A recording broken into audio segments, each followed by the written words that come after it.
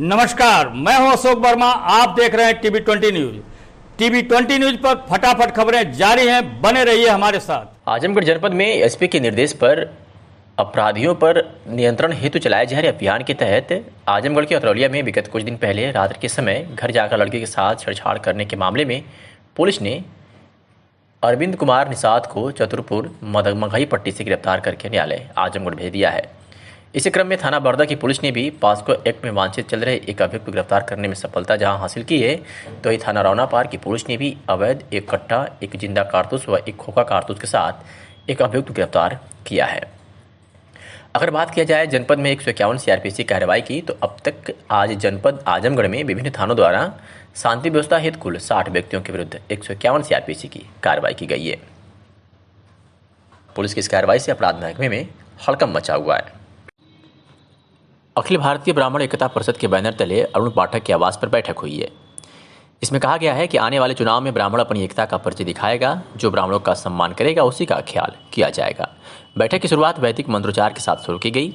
बैठक की अध्यक्षता पवन उपाध्याय व संचालन पंडित सौरभ उपाध्याय ने किया। बैठक को संबोधित करते हुए भारतीय ब्राह्मण एकता परिषद के जिला अध्यक्ष अरुण पाठक ने कहा कि ब्राह्मण कभी जातिवाद नहीं होते थे और हिंदू समाज को आगे बढ़ाने का प्रयास सदियों से करते चले आ रहे हैं, लेकिन वर्तमान समय में जातीय आधार पर ब्राह्मण को निशाने पर लेकर उत्पीड़न किया जा रहा है, जिसे ब्राह्मण समाज बर्दाश्त नहीं करेगा। आने वाले चुनाव में ब्राह्मण अपनी एकता का परिचय दिखाएगा, जो ब्राह्मणों का सम्मान करेगा उसी का ख्याल किया जाएगा। आज आप लोगों ने ब्राह्मणों की बैठक को किया है, स्वजाति भाइयों का क्या उद्देश्य था, क्या निर्णय लिया गया है? सबसे बड़ी बात तो ये है कि हम स्वजाति बंधु इकट्ठा हुए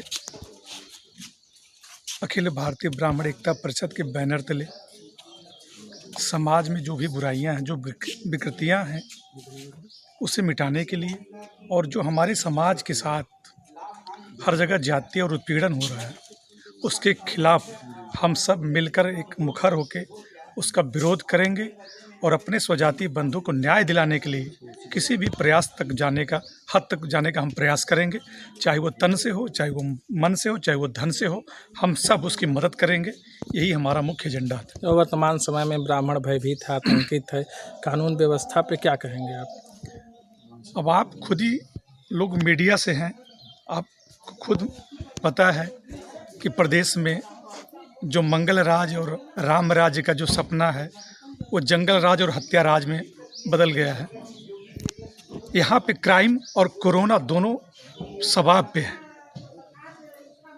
न बताने की ज़रूरत है न छुपाने की ज़रूरत है।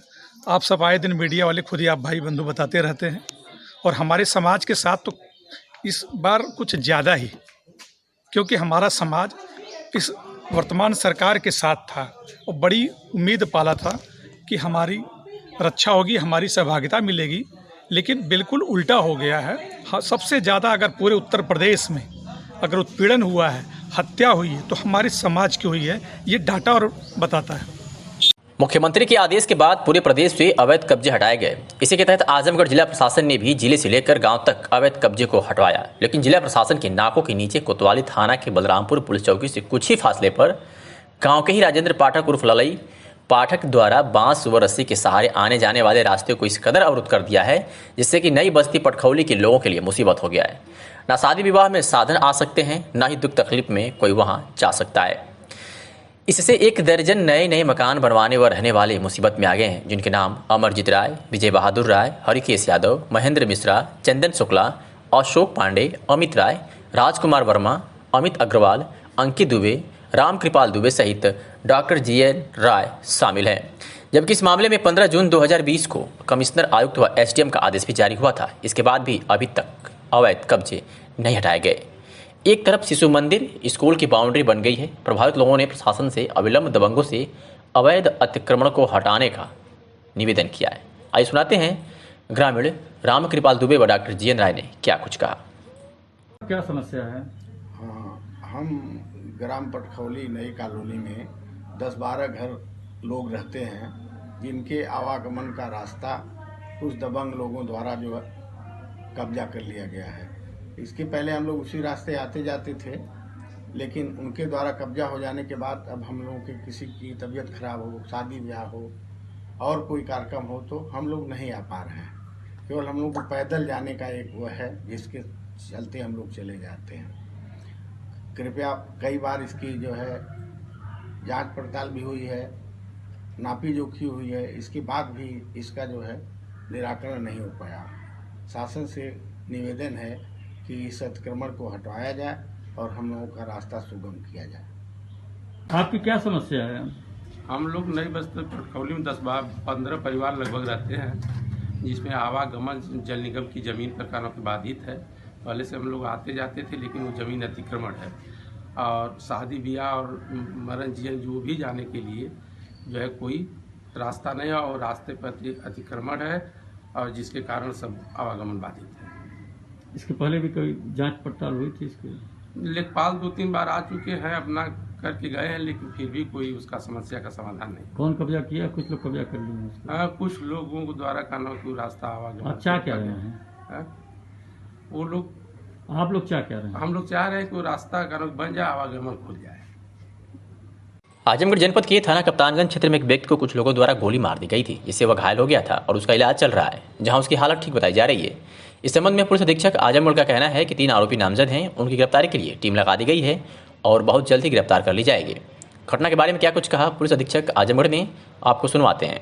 चली थी कल रात को, उसमें क्या मामला है, क्या कार्रवाई? ये कप्तानगंज थाना क्षेत्र के एक गांव में कल शाम को एक व्यक्ति की गोली लगी थी, जो जांघ में लगी थी। उसमें 3 लोगों को नामजद किया गया है, थाने में मुकदमा लिखाया गया है। अभी अभियुक्त फरार हैं, उनकी गिरफ्तारी के लिए टीमें लगातार दबिश दे रही हैं। मजरूर ठीक है और उसकी हालत बिल्कुल ठीक है। जिला कांग्रेस कमेटी के अध्यक्ष प्रवीण कुमार सिंह संगठन सृजन अभियान के क्रम में आज पलानी ब्लॉक एवं तहबरपुर ब्लॉक की बैठकों में मुख्य अतिथि थे। पलानी बैठक की अध्यक्षता प्रमोद यादव एवं संचालन मनु यादव ने किया। कांग्रेस की नीतियों में आस्था व्यक्त करते हुए मोहम्मद शाहिद खान प्रधान, मोहम्मद आदिल खान प्रधान, एहसान साहिल, मोहम्मद जैद समाज सेवी सहित कई लोगों ने कांग्रेस की सदस्यता ग्रहण की। पलानी ब्लॉक की बैठक में बिलाल अहमद, राणा खातून, तेज बहादुर यादव, रामाश्रय राय, कौशल कुमार सिंह प्रभारी महासचिव, साबिया अंसारी, अरविंद पांडे सहित लोग शामिल थे।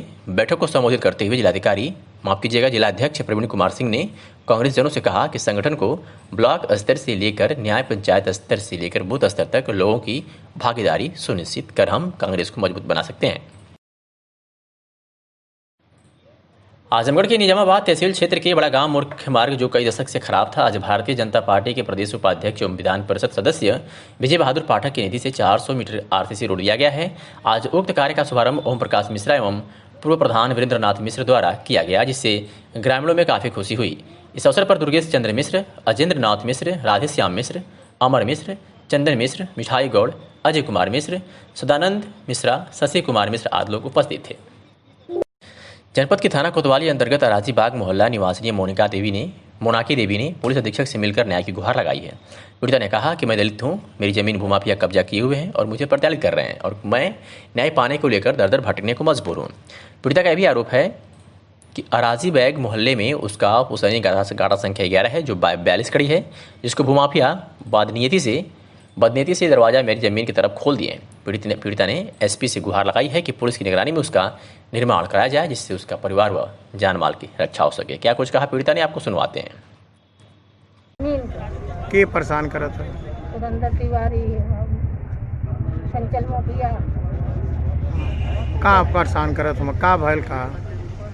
पूरी बात बतावा। पूरा लड़का बच्चन जाला दौरावा न मारे के 2-3 ताई हमारे घर पर चढ़ गया बदमाश लेके। काहे?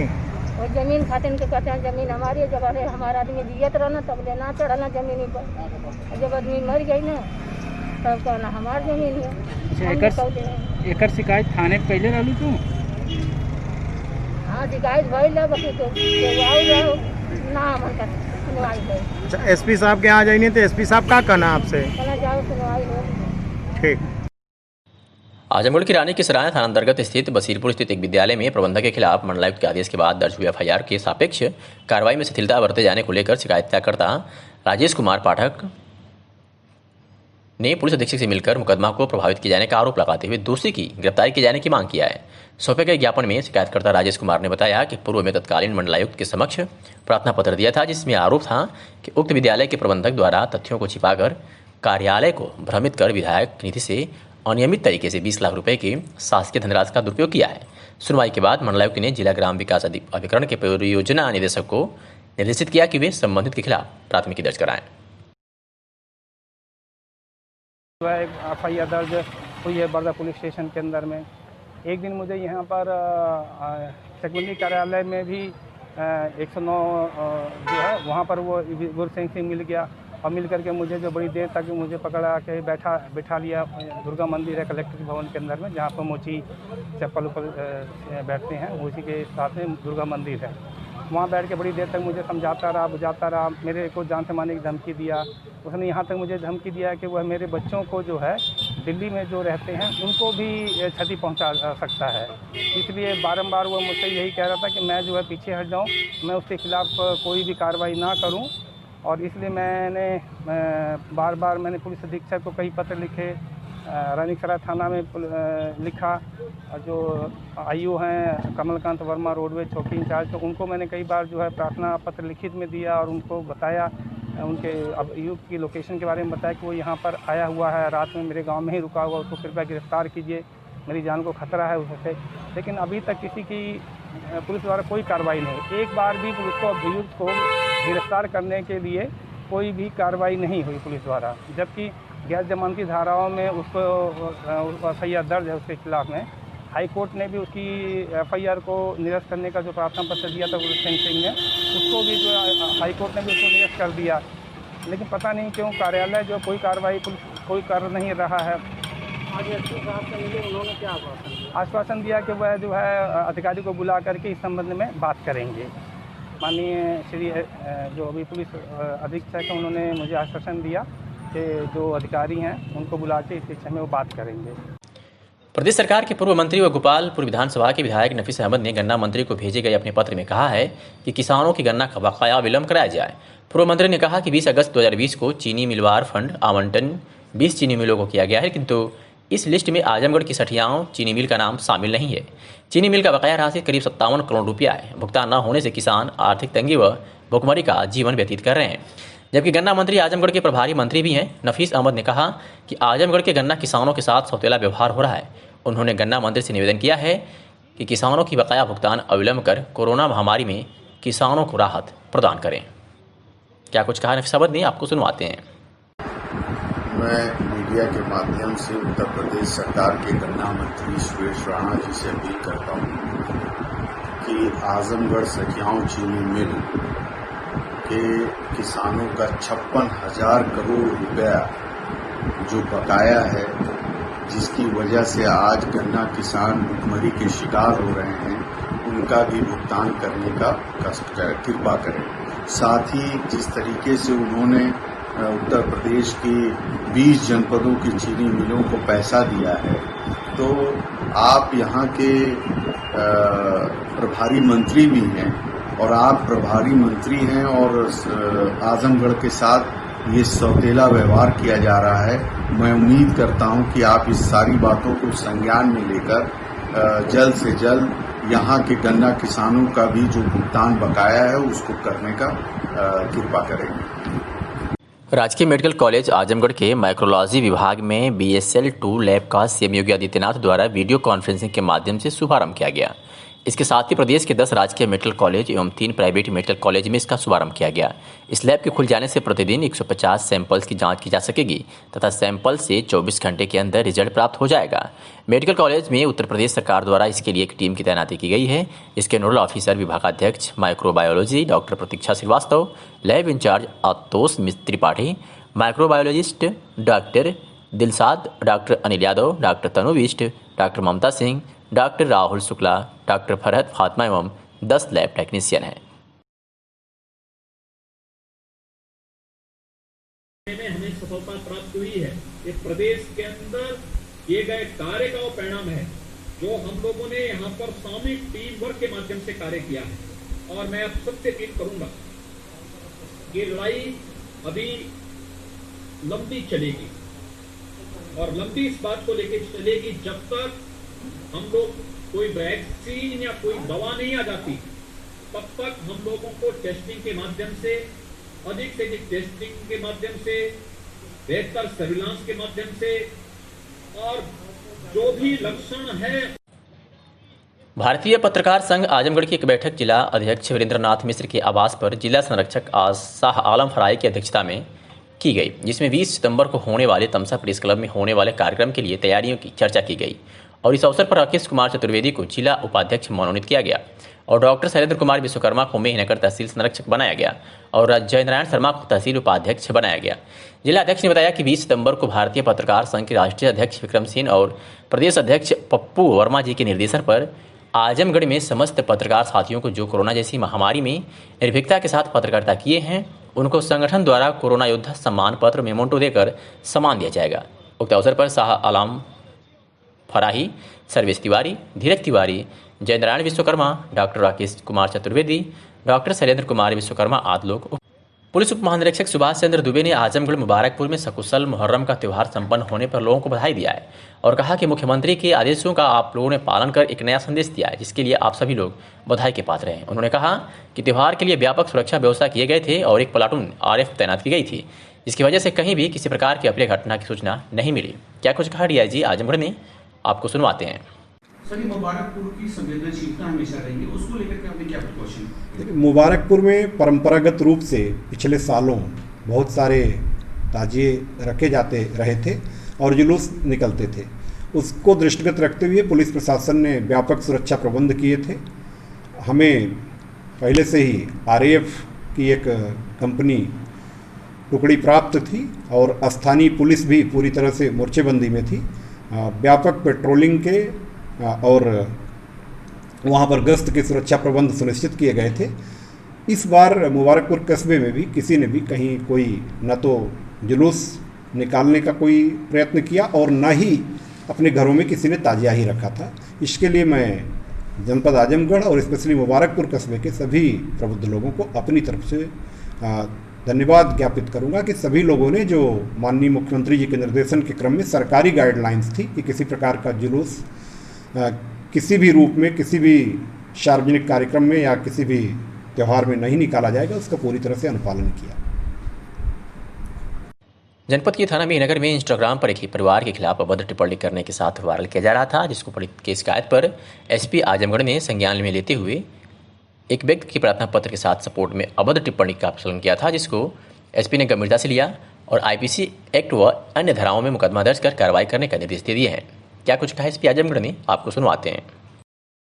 इंस्टाग्राम पे इस तरीके की अभद्र चीज़ें एक परिवार के बारे में फैलाई जा रही हैं, आरोप लगाए जा रहे हैं। पीड़ित भी आपके पास आया था, क्या है पूरा प्रकरण और पुलिस इस तरीके के मामले में किस तरह की कार्रवाई करती है? देखिए, मैंने देखा कि प्रार्थना पत्र आज मेरे पास आया था और उसमें जो प्रार्थना पत्र देने वाले थे उन्होंने उसके सपोर्ट में जो फेसबुक की जो प्रिंट आउट था वो लगाया था। उसमें बहुत ही भद्दी बातें लिखी गई थी और अनैतिक बातें लिखी गई थी। उस पर मैंने मुकदमा पंजीकृत करने का आदेश किया है और इसमें मुकदमा पंजीकृत होने के बाद जो संबंधित व्यक्ति इसमें दोषी होंगे उनके खिलाफ कड़ी कार्रवाई की जाएगी। सर, इस तरह के मामले में किस तरह की कार्रवाई होती है जिससे कि आगे भविष्य में लोगों को देखिए इसमें IPC और एक्ट दोनों का मुकदमा कायम होगा और गिरफ्तारी होगी, अभियुक्त तो जेल जाएगा और कड़ी कार्रवाई इसमें की जाएगी। ठीक है।